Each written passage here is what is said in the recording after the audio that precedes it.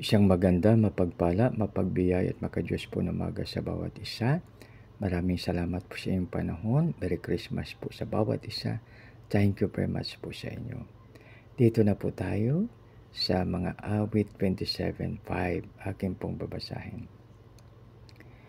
Itatago niya ako kapag may kaguluhan. Sa loob ng kanyang templo ako'y iingatan.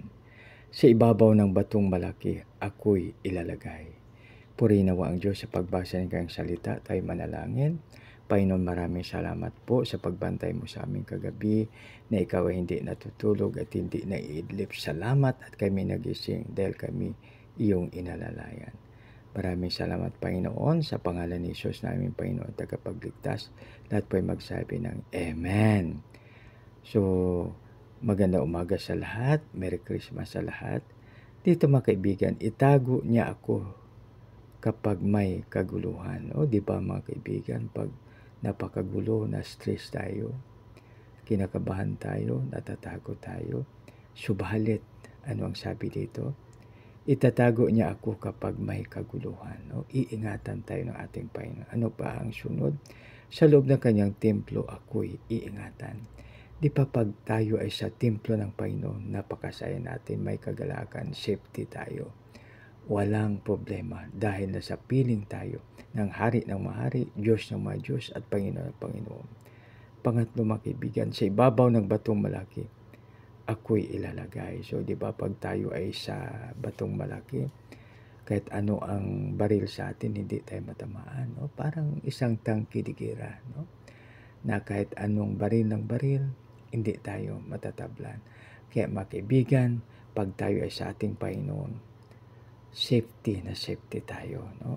Tayo ay may kagalakan, tayo ay tinatawag natin na kampante, tayo makibigan ay mayroong kapayapaan na hindi malirip at hindi masayod, na hindi natin kayang arukin ang kapayapaan na yan.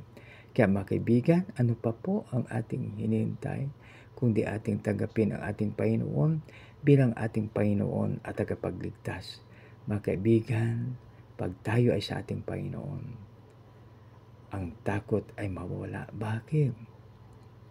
Siya po ang ating ilaw, siya po ang ating kaligtasan, at siyang ating matibay na muog kung saan pwede tayo magkanlong o kundi tayo magtago. Maraming salamat sa inyo. Tayo manalangin. Lord, salamat na ikaw ang aming ilaw, ikaw ang aming kaligtasan, ikaw ang aming matibay na buog. At Lord, salamat na kung may kuguluhan, kami ay iyong itatago. Sa loob ng iyong templo, O Lord, kami ay iingatan. At sa ibabaw ng malaking bato, kami ay iyong ilalagay. Maraming salamat, Panginoon. Sa aming dakilang Ama, ang Diyos na namin isa katakob, dinadanin po namin ito sa matamis sa pangalan, yung anak na si Jesus namin pa yung pagligtas. Lahat pa'y magsabi ng Amen. Sa muli, isang maganda, mapagpala, mapagbiyaya at makadiyos po na umaga sa bawat isa. Merry Christmas and God bless us all.